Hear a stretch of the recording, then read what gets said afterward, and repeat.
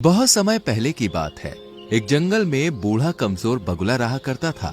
बगुला इतना कमजोर हो चुका था कि अब उसे शिकार पकड़ने में भी बहुत समस्या उठानी पड़ती थी। एक दिन बगुला एक तालाब के किनारे बैठा हुआ तालाब के अंदर की मछलियों को हसरत भरी नजर से देखे जा रहा था। तभी एक मछली बगुले को देखकर बोली, क्या बात है बगुला भगत, इतनी गौर से क्या देख रहे हो? मैं 2 दिन से भूखा हूँ। कमजोर होने के कारण मैं कोई शिकार नहीं पकड़ पा रहा। इस संसार में जो भी जन्म लेता है उसे 3 दौर से गुजरना ही पड़ता है, बचपन, जवानी और बुढ़ापा। तुम अपने जीवन के 2 दौर देख चुके हो, अब तीसरे का भी आनंद उठाओ। ये सुनकर बगुला क्रोधित होते हुए उस मछली से बोला, तुम अपने आप को समझती क्या हो? जब मैं जवान था तब किसी मछली की मुझसे बात करने की हिम्मत नहीं होती थी। लेकिन अब तुम जवान नहीं हो, अब जवान मैं हूँ। तुम हंसकर मेरा मजाक उड़ा रही हो? तुम इसी काबिल हो बगुले भगत। मैंने तुम्हारे चर्चे अपनी माँ और अपनी दादी से सुने हैं। जब तुम जवान थे तब तुम बहुत ही बुरे स्वभाव के थे। अब तुम बूढ़े हो चुके हो, इसलिए तुम्हारा मजाक उड़ाकर मैं तुमसे अपने पूर्वजों के साथ किए गए दुर्व्यवहार का बदला ले रही हूँ। बस इतना बोलकर मछली बगुले का मजाक उड़ाती हुई वहाँ से चली गई। बगुला उदास होकर जाती हुई मछली को देखकर अपने आप से बोला, काश मैं जवान होता तो इस स्वादिष्ट मछली को जरूर खाता। मगर बगुला नहीं जानता था कि इस दृश्य को दूर से एक कबूतर बैठा हुआ देख रहा था। कबूतर तुरंत उड़ता हुआ मीनू मौसी और रानू चिड़िया के पास जा पहुंचा और उन दोनों की ओर देखकर बोला, जब से मैंने बगुले का हाल देखा है तब से तो मुझे बुढ़ापे से डर लगने लगा है। रानू चिड़िया चौंकती हुई बोली, तुम कहना क्या चाहते हो? रानू, आज मैंने तालाब के किनारे एक बूढ़े बगुले को देखा। मैंने देखा कि किस तरह से एक मछली उसके बुढ़ापे का मजाक उड़ाती हुई वहाँ से चली गई। वो बेचारा बगुला 2 दिन से भूखा है। कबूतर की बात सुनकर रानू चिड़िया उदास होती हुई मीनू मौसी की ओर देखकर बोली, मीनू मौसी, क्या हम भी जब बूढ़े हो जाएंगे तो क्या हमारा भी हाल बगुले की तरह होगा? नहीं रानू, ऐसा कुछ नहीं होगा, क्योंकि हम सभी अपने बुढ़ापे का इंतजाम करके चलेंगे। और रहा सवाल उस बगुले का, तो उसके बारे में सुनकर मुझे बुरा लग रहा है, लेकिन कोई भी किसी का ऐसे ही मजाक नहीं उड़ाता। ये सुनकर रानू चौंकती हुई बोली, आप कहना क्या चाहती हैं मीनू मौसी? देखो, कबूतर ने केवल उस बगुले का बुढ़ापा देखा है, क्या पता वो जवानी में कैसा हो। जो भी हो मीनू मौसी, हमें उस बगुले की मदद करनी चाहिए। हम उसकी मदद भला किस प्रकार से कर सकते हैं? हम तो स्वयं कमजोर पक्षी हैं और हम सब शाम तक मेहनत करके बड़ी मुश्किल से स्वयं अपना पेट भर पाते हैं। इतना बोलकर मीनू मौसी वहाँ से चली गई। मगर रानू चिड़िया के दिमाग में बार बार बेचारे उस बूढ़े बगुले का विचार आ रहा था। रानू चिड़िया इसी उधेड़ बुन में उड़ती हुई जंगल के दूसरे छोर पर जा रही थी कि तभी उसकी नजर एक चील पर पड़ी। रानू चिड़िया ने देखा कि उस चील के इर्द गिर्द बहुत सारे पक्षी गोल घेरा बनाए हुए बैठे थे। अरे, ये चील तो हमारे जंगल की नहीं लगती, और ये सारे पक्षी इस चील के सामने सम्मान पूर्वक क्यों बैठे हुए हैं? मुझे जाकर पता करना चाहिए। रानू चिड़िया उड़ती हुई उस चील के पास पहुंच गई और वहां बैठे हुए काले कौवे से बोली, काले कौवे, आखिर हमारे जंगल के सारे पक्षी इस चील के सामने क्यों बैठे हुए हैं? और ये चील तो हमारे जंगल की नहीं लगती। रानू, ये कोई मामूली चील नहीं है, बल्कि चमत्कारिक और विचित्र चील है, जो दूसरे जंगल से भ्रमण करती हुई यहाँ तक आई है। कुछ दिनों बाद ही यहाँ से चली भी जाएगी। जितने भी पक्षी यहाँ मौजूद हैं, उनकी कोई न कोई समस्या है। वो सब अपनी समस्याओं का समाधान करवाने के लिए इस चील के पास बैठे हैं। रानू चिड़िया हंसते हुए काले कौवे से बोली, मुझे तुमसे ऐसी अंधविश्वास भरी बातों की उम्मीद नहीं थी। नहीं रानू, मैं स्वयं अपनी आंखों से इस चील का चमत्कार देख चुका हूँ। तभी वो चील रानू चिड़िया की ओर देखकर बोली, मैं कोई पाखंडी चील नहीं हूँ, मुझ में वास्तव में चमत्कारिक शक्तियाँ हैं। मैं कैसे मान लूँ?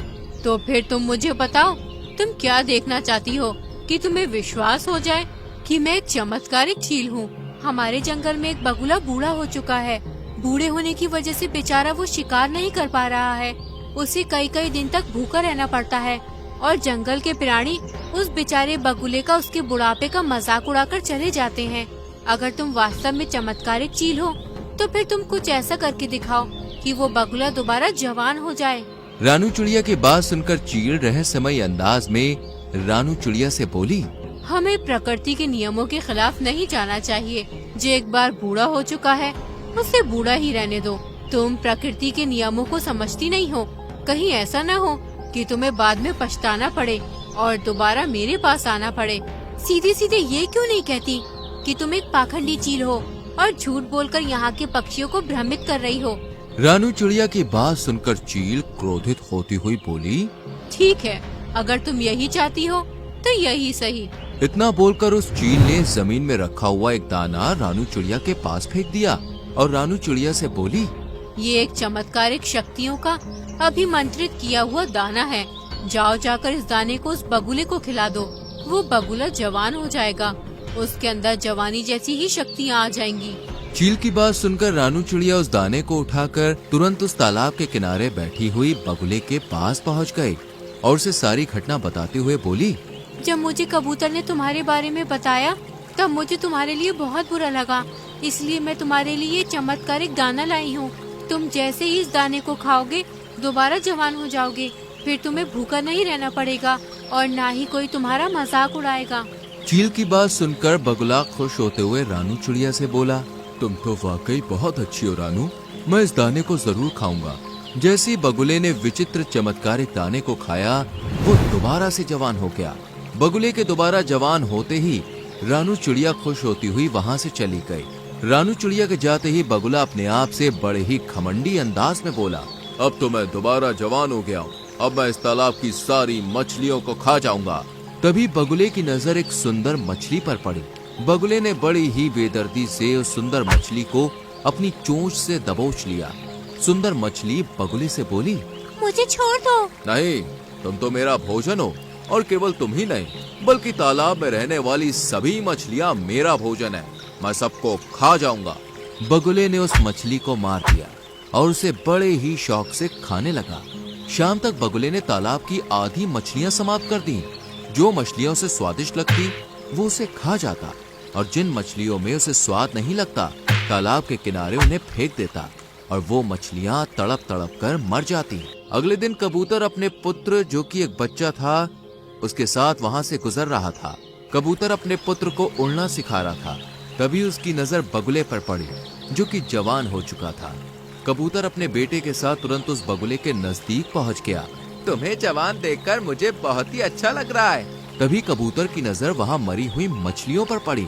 ये तो तालाब की मछलियाँ हैं। बगुला उदासी से कबूतर से बोला, पता नहीं कल रात क्या हुआ, सारी मछलियाँ तालाब से बाहर आ गईं और अपने आप तड़पते तड़पते मर गईं। ये तो बहुत बुरा हुआ।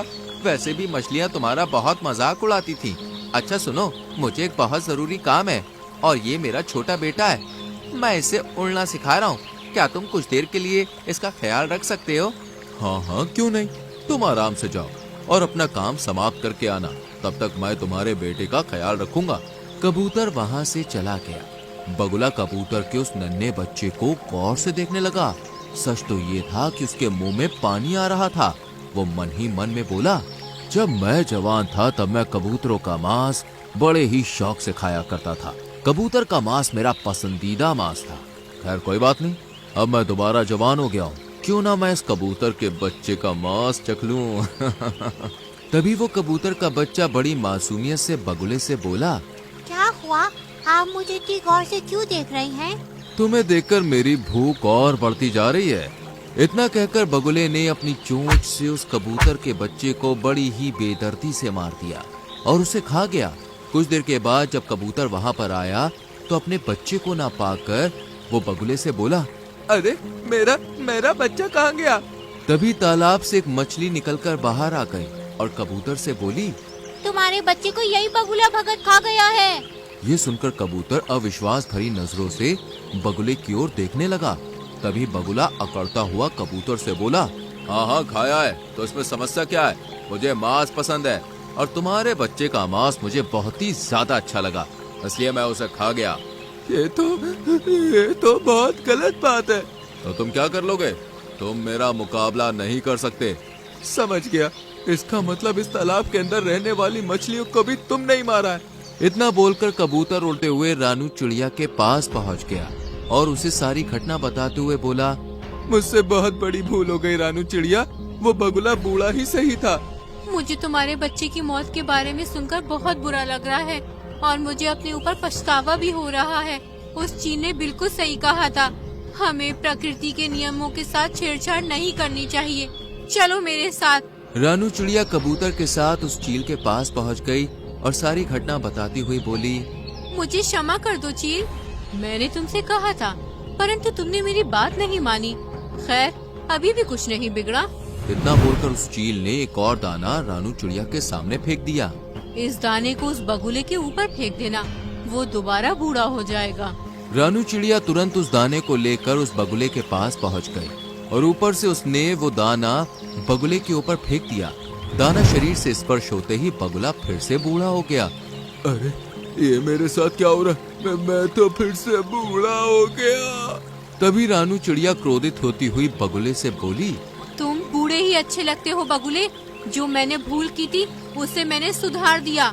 इतना बोलकर रानू चिड़िया वहाँ से चली गई और बगुला दोबारा बुढ़ा और कमजोर हो गया। तो दोस्तों, कैसी लगी आपको हमारी ये कहानी?